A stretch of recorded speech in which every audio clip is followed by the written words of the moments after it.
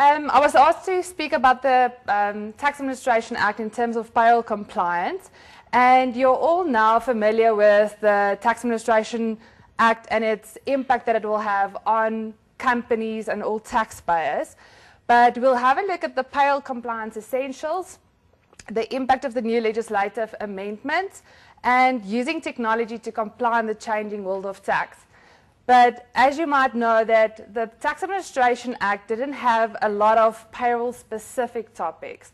So I thought about speaking about the payroll or the essential, and then the impact that the TIA will have on that essential, and then lastly, how we can use technology to accomplish that specific compliance.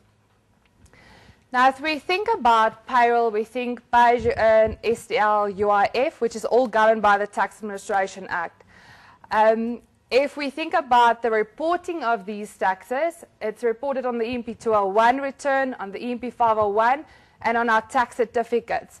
Now, the fact that we have to report this correctly on our certificates, and we have to make payments on time, and our reports must be absolutely accurate, is not something new, but I think with SARS being more attentive these days, audits being done more regularly, it is so important that we are aware of all these legislative amendments, the impact that it has on our payroll, and as Tian said, I mean, it's a basis for audits, it's a huge part of our company cost and taxes, so this is extremely important. Now, Prof. Arends already spoke about the penalties in terms of the Tax Administration Act, but what I want to do is I just want to quickly recap the penalties on which is payroll related. Now, the first one, late payments, you'll remember it's a 10% penalty if you make late payments. Now, this is not something new. Failure to submit returns, previously you'll remember that it was equal to 10%. The penalty. Now, what made this in a way a bit unfair, if I submitted 1 day late or 3 months late, my penalty was 10%. So now the law says it is a penalty of up to a maximum of 10%. So it would be 1% of your pay as you earn payable for each month that you fail to submit, up to 10% then. Okay, so that is the failure to submit your returns. Then the next one that I want to look at is just, it's not specifically mentioned in the TIA to reflect your fringe benefits on your tax certificates. But it has come to my attention that a lot of employers don't necessarily show their fringe benefits on their returns and on their tax certificates. Now, I think what we can see with, on the fourth schedule, it is specifically, it refers to penalties if we don't reflect our fringe benefits or make a complete return, an accurate return. The Tax Administration Act also talks about a true and complete return. So now employers don't necessarily show the fringe benefits on their returns or tax certificates, and for various reasons. Reason can be, I'm doing my payroll in Joburg. In Durban, we have another branch. That employee gets a company car. Payroll administrator in Joburg doesn't know about it. So it's not, not willfully showing it on the payroll or on the tax certificates, but maybe she just doesn't know about it. So this must be communicated to all role players, and we must realize the impact that it has and that it can trigger penalties if we don't show it, because then it might be seen as incomplete returns. So everybody has to know, branch managers, that they must give that information to the payroll administrators who's responsible for this information. If I can take an example as well, now with bursaries that must be reported in a specific way. Now bursaries must be reported, say that the exempt portion from a bursary must be reported, as well as the taxable portion. If our payroll administrators doesn't know about this, again, it can be seen as non-compliance, incomplete returns. So they have to be up to date with legislation, know when and how to report it. They have to be up to date with the requirements from SARS to see exactly how it must be reported. Using electronic payroll systems makes this just much easier. We can reflect it correctly. It will automatically show on our returns. But a proper understanding is necessary, like I explained now with the RP5 codes, or it must show in a specific way. If the payroll administrator doesn't know what to show, it's obviously not going to show it correctly. The next thing I want to look at is failure to comply with a directive. A lot of employers apply for directives, they receive the directive, and then they just decide for some reason not to comply with it. If you're not going to comply with the directive, it's seen as a criminal offense, as Prof. Aronson explained. So option would be to cancel those directives. General compliance in terms of the TAA. If we look at registration as an employer, now these are some of the straightforward changes. Remember, it's now within 21 business days and not 14 days anymore. Registration of an employee, it's within 21 days and not 60 days anymore. Now, if we look at Section 67 of the Income Tax Act, it refers to the fact that a taxpayer or individual then should apply for registration. Now, it is the taxpayer's responsibility. So what has it got to do with payroll? Now, the business requirement specification document from SARS, which specifies exactly how our tax certificates should look like, how the validation should be done on our tax certificates, etc., says that a tax reference number must be on a tax certificate. It's mandatory. So now, what if we don't have those tax numbers? Yes, it is the employee's responsibility to register at SARS, but we must reflect it on, we as employers must reflect it on the tax certificate. So it could trigger penalties. I'm not saying it will. It could trigger penalties because it can be seen as an incomplete certificate. Don't know if it's going to. We've seen previously that SARS said they were going to levy penalties for incomplete certificates in the sense that you don't have a tax number on it, but they haven't done yet, or haven't done so yet. So we don't know if it's going to be seen as an incomplete certificate. And to reduce the risk of those penalties being triggered, what we can do is we can register the employees ourselves. So we can individually register them. There's bulk registrations, there's bundle registrations. That can be done through an automatic payroll system, which makes it so easy, and we can get those tax numbers to then reflect it on the tax certificates. So it's an easy process just to reduce the risk then. Keeping of records, you all know that we have to keep records for at least 5 years. The general documents that should be kept, documents that enable the employers to observe the requirements of the Act, that are specifically required under an Act, and to enable SARS to be satisfied the employer has observed the requirements. In addition to those records that must be kept, employers must keep other records. They must keep records of the remuneration paid to the employees, the tax that was deducted, and then the tax reference numbers of the employees, and any other information that SARS may require. You all know how the records might be kept. We've already said original form, and the Commission may prescribe electronic format. That was already been discussed. What I want to make sure here is that employers understand that they have to make electronic backups of their payroll systems, their easy file systems. Problem comes in where, and we get this a lot, where employers didn't make backups, and SARS request a submission of information for 4 years back. So now the laptop got stolen, on which they had their payroll system and their easy file system, or the payroll administrator has left the company. She didn't leave any passwords. So now, if you don't have those records, those electronic records, you either have to recreate everything, which we all know, which in some cases is impossible. So if we don't have that information, SARS says we never submitted that information, then they might as well levy estimated assessments.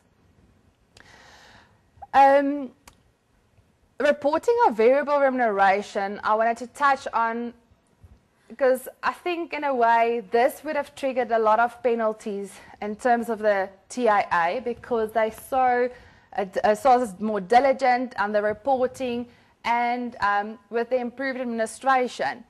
Now, you'll remember that variable remuneration up until February 2013, we had to report and tax when it was accrued or received.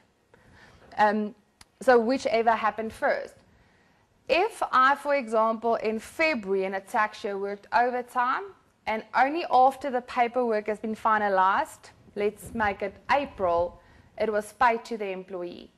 So what, in payroll terms, what was supposed to happen was I had to go and open my February tax year. I had to, because I've accrued it in February, I only just received it in, or the employee only received it in April. So now I had to go open my February tax year end. I had to reissue an RP5 if I've already issued one.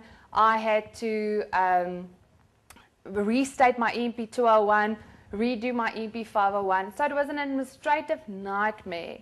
And now, from March 2013, as we know, variable remuneration can be taxed when it is received, or when it is paid to the employee, sorry.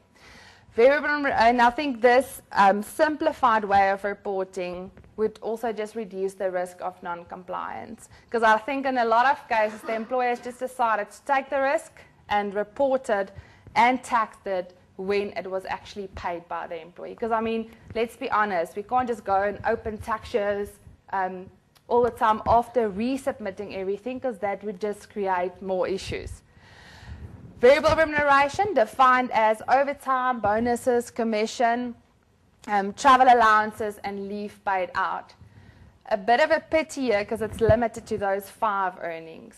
So we're thinking about directives issued in another tax year. We're thinking about any other type of similar payments, which also does happen where the employee receives it only later, but it accrued in the previous year. But for now, it's limited to that 5, and we're happy at least for that. Okay. In terms of Section 27 of the Tax Administration Act, it says SARS may request a person to submit further or more detailed returns on any matter for which a return is required. I'm specifically thinking about the IT14SD here. Now, I've heard, and I'm not a tax practitioner, and I don't deal with company tax IT14SDs, but at one stage, we got a lot of calls in our call centers from clients requesting our consultants to give them the information that they needed to complete their IT14SD.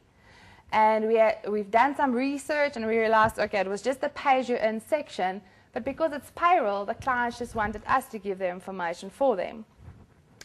Now, this is, I mean, it's so risky to just give information, and what we have to keep in mind again is that the IT14SD is financial year-end information of a company and not tax year-end information. So payroll systems must make sure that they can retain that information if the tax year-end doesn't coincide with the financial year-end.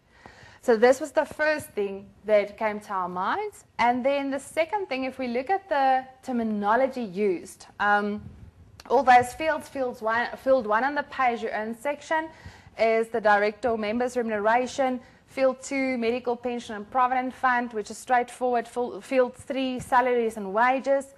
Field 4, total employment cost. I'll come back to that just now. Field 5, other employment costs. Field 5, total employment cost. Field 6, total pay-as-you-earn. And Field 7, total employment cost on which the pay-as-you-earn liability was calculated. Now, this makes it a bit difficult because if we think about employment costs, it includes literally all our costs, pension, provident, all those contributions. So Field 5, total employment cost, for me, it includes your pension fund contribution, your provident, your medical aid, etc. If we look at Field 7, total employment cost on which pay-as-you-earn liability was calculated. Now, this is where it becomes a bit confusing because we don't calculate pay-as-you-earn on our total employment cost because that would now, pay-as-you-earn liability wouldn't have been calculated on your pension fund company contribution. So do we use the balance of remuneration? Do we use the total cost? What do we do if the employee received a travel allowance? So total cost, 100%, but he was only taxed on 20%. So the terminology is a bit confusing. And like we've heard from the previous discussions these past 2 days, it becomes such a specialized report where we have to link everything and where it can trigger so many things. So we want to do this absolutely correct. So to expect from a payroll administrator just to give this information is very risky.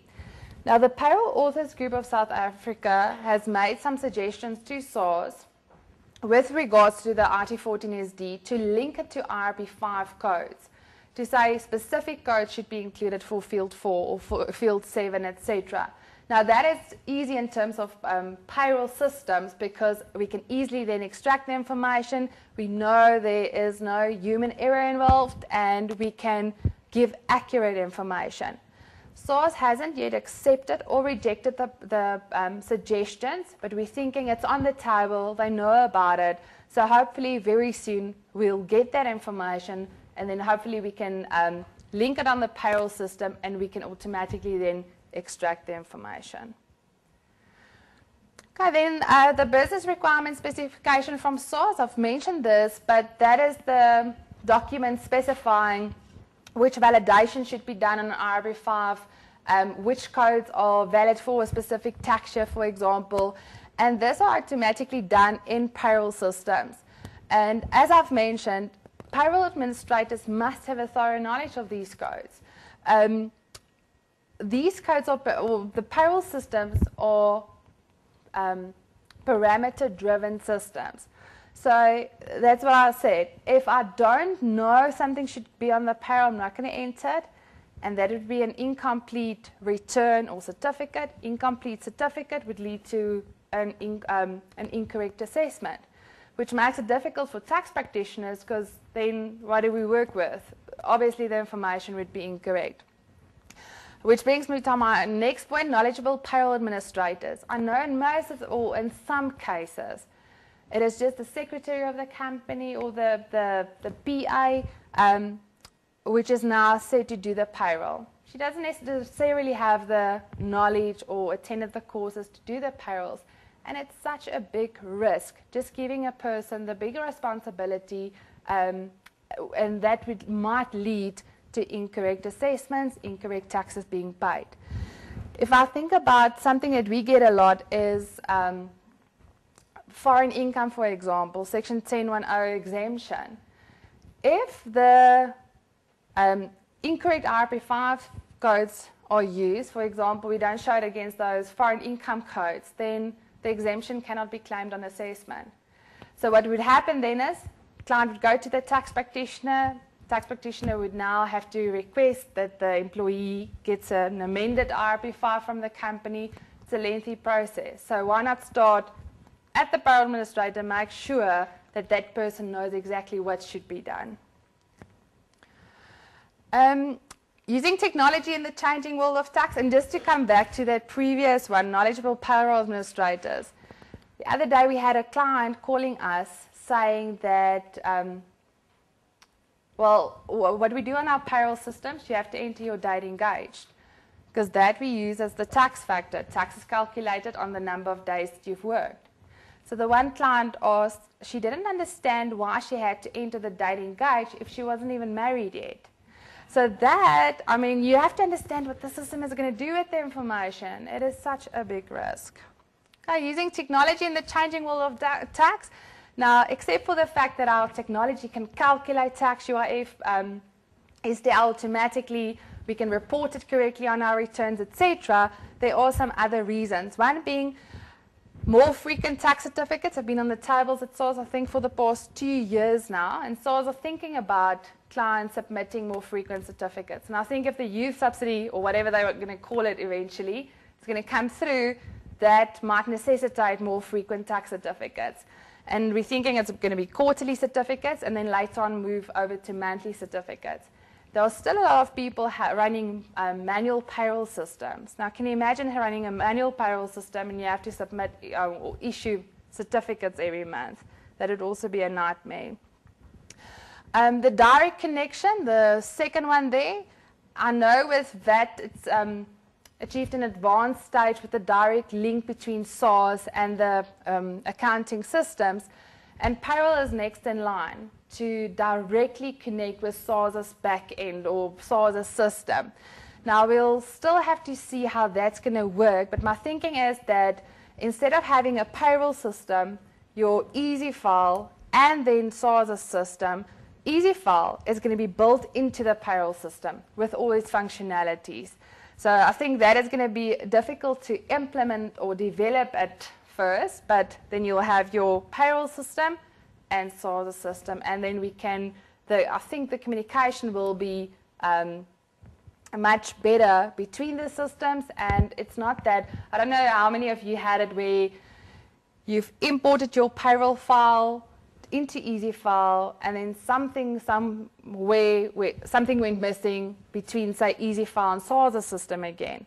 So now you have to go and search where it happened between the payroll system and EasyFile, EasyFile and SARS's system, so it would just make it a bit easier. Third-party appointments, the AA88s, which was previously known as the ITA88s. Section 179 of the TAA provides for the AA88s, and I know there was a lot of problems where it was the amounts on the AA88s were deducted, it was paid over, all the correct channels, e-filing the works, and then suddenly after 2 months' time, new statement of account, and the employee owes exactly the same amount again. So somewhere the back end of SARS's system didn't communicate properly with the other systems. So that created quite a few problems, and EasyFile version 6.3.0 has been released during this weekend, the past weekend, and I've heard that it fixed all the problems, but you know, if I say all the problems, I actually mean we'll wait and we'll just have to see if it really did fix the problems. I don't know if any of you had problems with the AA88s. None of you. Lucky group. Or you're just tired now and just want to go home. I think that's the case. Okay, then just the last few things. Additional pay as you earn. Remember, recently a notice from SARS was issued saying that an employee can request an employer to deduct additional tax. That is in line with the fourth schedule, which we've known up until now. But now SARS has made it a bit more clearer to employees to say, okay, there's two options.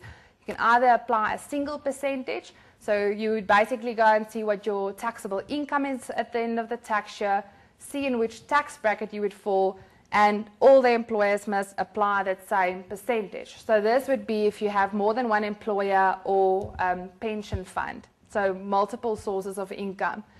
Other option would be to see what your taxable income is, or going to be at the end of the tax year. You calculate what is currently being deducted on the payroll systems or your pension fund, and the difference between the two you'll have to then obviously still deduct. So you can ask one employer to deduct the additional tax. So employees have the option, and electronic payroll systems can provide for this. They can automatically calculate it to also make it easier if we want to do that.